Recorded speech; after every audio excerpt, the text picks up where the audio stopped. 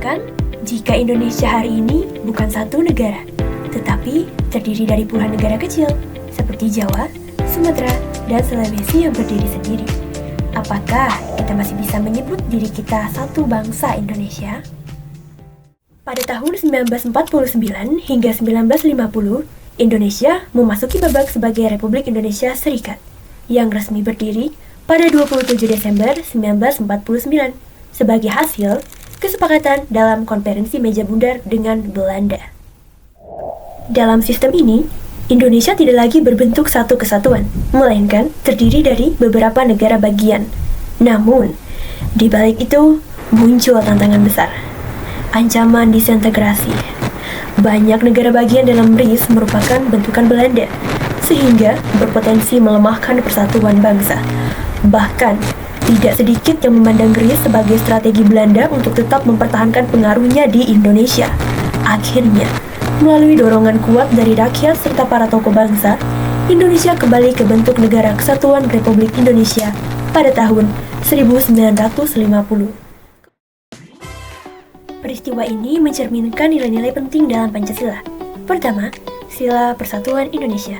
Kembalinya Indonesia ke bentuk negara kesatuan menunjukkan bahwa identitas sebagai satu bangsa lebih diutamakan dibanding kepentingan politik jangka pendek.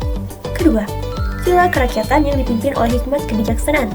Keputusan ini lahir dari tekanan dan aspirasi rakyat menginginkan persatuan, bukan sekedar keputusan elit politik. Ketiga, sila keadilan sosial. Negara kesatuan dianggap lebih mampu menjamin pemerataan, pembangunan, dan kesejahteraan dibanding sistem federal yang berpotensi menciptakan ketimpangan antar daerah. Sekarang, ancaman terhadap persatuan tidak lagi datang dari penjajah, tetapi dari cara kita berinteraksi, terutama di media sosial. Polarisasi, hoax, dan sikap saling menyerang seringkali membuat kita lupa bahwa kita berada di pihak yang sama, yaitu sebagai sesama warga Indonesia. Perbedaan pendapat inilah yang seringkali berubah menjadi perpecahan.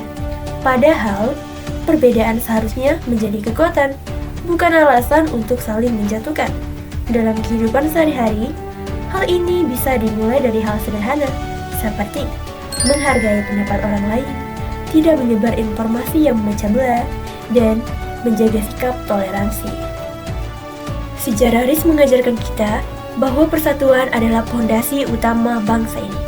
Jika dulu para pendiri bangsa berjuang untuk menyatukan Indonesia, maka tugas generasi muda sekarang adalah menjaga persatuan itu tidak retak oleh perbedaan yang tidak dikelola dengan bijak.